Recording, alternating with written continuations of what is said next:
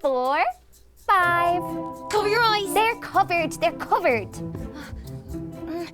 6, 7, 8, 9, and 10. But guess what, Bob? I'm not going to even open my eyes to find you.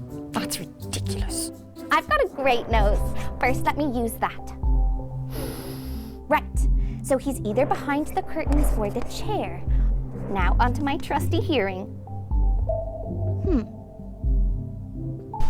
Tag, gotcha.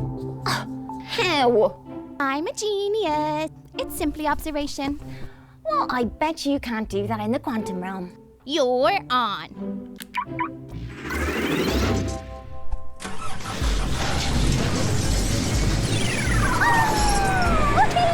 Get your feet off me. Let's start.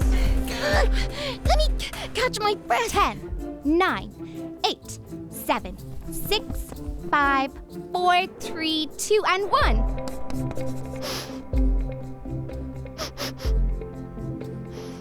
That's unusual. Okay, I'll try listening.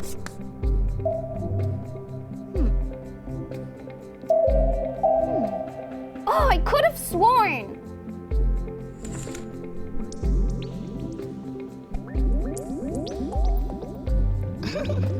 I win! I knew you'd have to use more than one sense this time. How did you do that? Ask Cat. Cat? Apologies.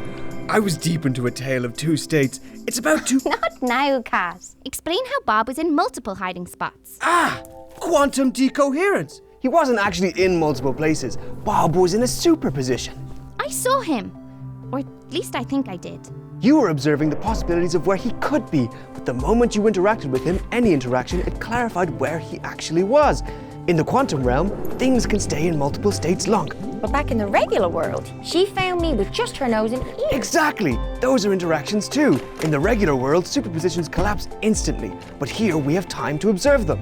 And what use would scientists have for this? That's the exciting part. Quantum computers use superpositions to perform calculations faster than ever. It could be as revolutionary as when the first computer was made, or even the printing press. It's a whole new frontier of possibilities.